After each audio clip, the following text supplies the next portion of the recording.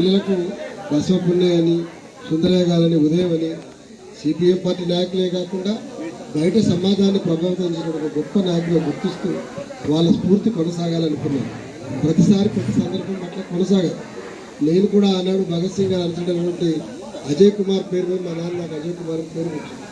ఆయనకి ఎందుకు అనుమానం అవుతుంది, అజయ్ కుమార్ రైతులో కానీ అనుకున్నాడేమో సుధాకర్ తర్వాత మాస్టర్.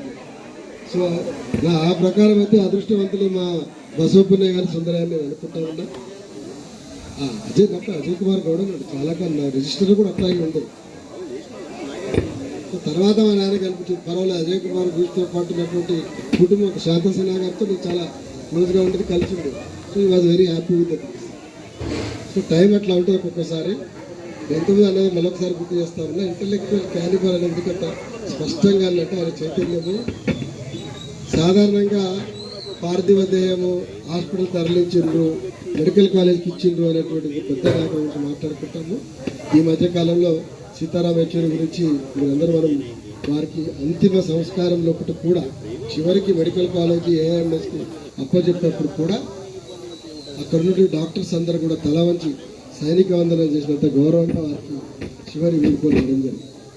నాకు తెలిసి మనం కూడా ఈ ఊరి పొలిమేరలో లక్ష్మీ గారు వెళ్ళిపోయేప్పుడు చివరి వారి మృతదేహాన్ని అప్పగించే సందర్భంలో యావత్ ఊరంతా ఈ ప్రాంతంలో కమ్యూనిస్టు నాయకులంతా అలాగే తెలంగాణ ఉద్యమ నాయకులంతా శిరస్సు వంచి వారికి గౌరవవందనం సమర్పించారని చెప్పేసి ఆశిస్తా ఉన్నా. అక్కడ ఏఎంఎస్లో సెంట్రల్ ఢిల్లీలో కూడా ఆయన శరీరం అప్పగింపబడితే ఇక్కడ తెలంగాణలో ఉన్నటువంటి మరో నిమ్స్లో ఏదైతే ఉండదో ఏఎంఎస్ సంబంధించినటువంటి అనుబంధ సంస్థ ఉందో దాంట్లో వారి శరీరాన్ని అప్పగింపబడి. అంటే ఎందుకు ఇంత స్పష్టంగా చెప్తున్నారంటే is not lesser than any of the bigger leader, only because of local stand ఉన్న లోకల్ కాబట్టి మనకు ఆ ఎలివేషన్లో గ్యాప్ రావచ్చు.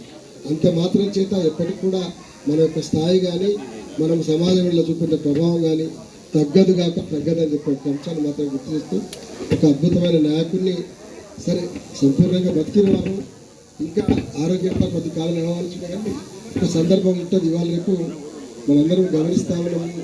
విచిత్రంగా కొన్ని క్యాన్సర్స్ అన్నీ కూడా మనిషిని గమనించడం చూస్తున్నాం.